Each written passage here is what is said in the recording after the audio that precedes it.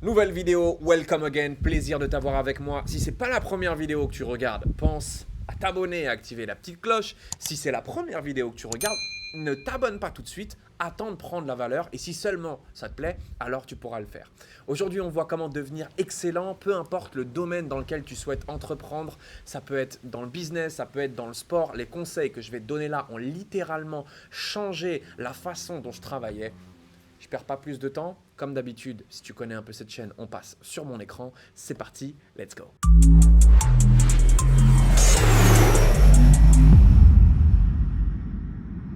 Bien, alors comment est-ce qu'on devient excellent dans un domaine? Vous savez que j'adore schématiser mes propos, donc je vais faire un petit schéma ici.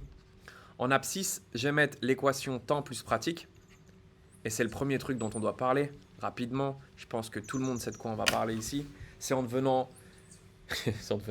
c'est en forgeant qu'on devient forgeron. C'est pas parce que vous lisez des bouquins sur le golf que vous allez devenir golfeur professionnel. Vous allez devenir golfeur professionnel parce qu'à un moment, vous vous entraînez et vous pratiquez. Et c'est pas parce que vous pratiquez une journée que vous allez devenir excellent. C'est parce que vous allez pratiquer et perdurer dans la pratique. Oui, mais le temps plus la pratique a ses limites. Vous pouvez pratiquer pendant des années et rester au même niveau. Avoir une progression au départ, stagner, voire même des fois avoir votre niveau qui décroît en fait. Et c'est ce qui se passe avec tous les gens qui ont du talent. Leur donner ici, je vais mettre le niveau du coup. Dans n'importe quel domaine, que ce soit dans le closing, donc dans la vente, que ce soit dans le sport pour devenir golfeur, bref, c'est applicable vraiment partout. On le voit souvent dans le sport, des personnes qui ont énormément de talent n'arrivent pas à exploiter leur plein potentiel et à progresser, alors que des personnes qui commencent en étant médiocres finissent par devenir excellents.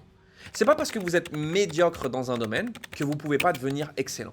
Bien évidemment, si vous êtes bon, je vais faire une courbe ici de la personne qui commence à ce niveau-là. Okay, on va prendre l'exemple par exemple du closing. Okay, vous savez que je forme les gens à faire de la vente transformationnelle, à vendre des formations en ligne, des programmes en ligne. Okay. J'en ai qui rentrent dans mes équipes et qui sont super bons dès le départ en fait, qui ont ce talent inné, ils ont eu des capacités relationnelles supérieures aux autres. Okay. Et pour autant, j'en vois beaucoup, la plupart d'entre eux, je dirais même, stagner. Ils arrivent dans l'académie, okay, ils commencent à pratiquer, donc ils ont une progression, et après ils stagnent. Et ils restent là. Et certains s'endorment. Mais ils ne deviennent jamais ce qu'on attend d'eux, c'est-à-dire excellents en fait. Alors que tu en as d'autres qui arrivent ici, qui sont médiocres,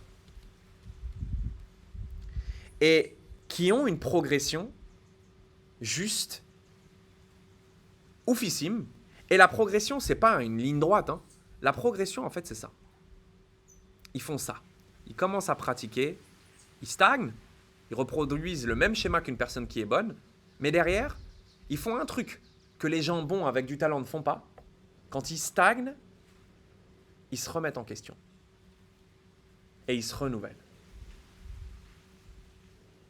Parce que quand tu es médiocre, pour atteindre le niveau des bons, tu es forcément à un moment, dès le départ, obligé de te demander « Tiens, qu'est-ce qui va pas? Qu'est-ce qui cloche chez moi? Qu'est-ce que lui, il fait de mieux que moi? Comment est-ce que je peux m'améliorer ?» Alors qu'une personne qui est bonne a beaucoup plus de mal à se poser cette question, puisqu'elle arrive dans un environnement où généralement, si elle n'est pas avec des gens excellents, elle ne se remet pas en question. Elle se dit « Je suis bonne, je suis meilleure que les autres, ce que je fais, ça marche. » Et elle a du mal à progresser. Et lorsque tu te remets en question, c'est là où ton axe de progression il commence. Et tu reprends la stagnation. Et tu te remets en question. Et tu remontes. Et tu reprends la stagnation. Et c'est ce point que je veux qu'on travaille. Parce que ce point, on l'a dit, c'est la remise en question. Mais c'est pas tout. C'est la remise en question sur un élément spécifique. Et là, on parle d'un point clé de votre développement personnel qui est la pratique délibérée. Pratiquer sur des axes spécifiques. Je reprends mon schéma. Je suis médiocre, ok. J'ai une progression, j'arrive à faire mes premières ventes et je vois que mes ventes elles stagnent. Et je me dis putain, je suis à 30% de conversion sur mes appels, je convertis 3 appels sur 10. J'aimerais passer à 5 appels sur 10 comme le font les bons, mais je ne comprends pas ce qui ne va pas. Je me remets en question, j'arrive à identifier le problème, identifier un problème spécifique et je me dis par exemple, c'est ma connexion qui manque sur les appels. Ma connexion, elle n'est pas bonne. Je vais travailler ma connexion. Et pendant 1 mois, je ne travaille qu'une chose, ma connexion. J'arrive ici, je vois que je suis passé à 5 ventes sur 10, je suis à 50% de conversion. Et je me dis, ça fait 1 mois maintenant que j'arrive pas à passer la barre des 5 ventes sur 10. J'aimerais passer à 6 sur 10. Qu'est-ce qui bloque? Qu'est-ce qui me manque? Ah, ok, je sais ce qui me manque. Ce qui me manque, c'est la présentation du produit. Je vous donne un exemple tout bête. Je sais que je manque de conviction quand je présente mon produit et je dois travailler la façon dont je vais présenter mon service ou mon produit. Alors je vais travailler de manière spécifique pendant 1 semaine, 2 semaines, 3 semaines, 1 mois, jusqu'à obtenir la progression. Et ainsi de suite. Remise en question plus pratique délibérée, c'est la clé de l'excellence.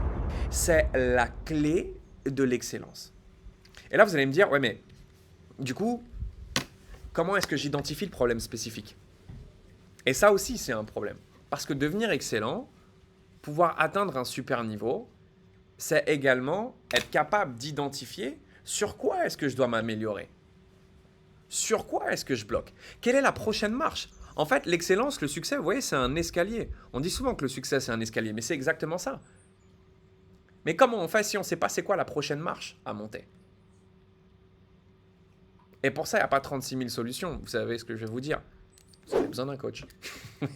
Vous avez besoin d'un coach, vous avez besoin d'un expert dans votre domaine qui a fait avant vous ce que vous voulez faire et qui puisse identifier les problèmes et vous donner la méthode pour pouvoir travailler dessus et le résoudre. Aussi simple que ça. Si vous savez vous remettre en question, que vous avez un coach qui peut identifier de manière spécifique le problème que vous avez pour progresser et que vous mettez du temps et que vous pratiquez de manière délibérée sur ces problèmes, qu'est-ce qui peut vous empêcher de devenir excellent? Rien.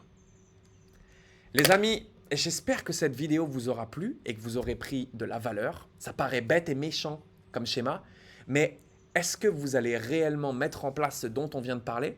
Est-ce que vous vous remettez en question?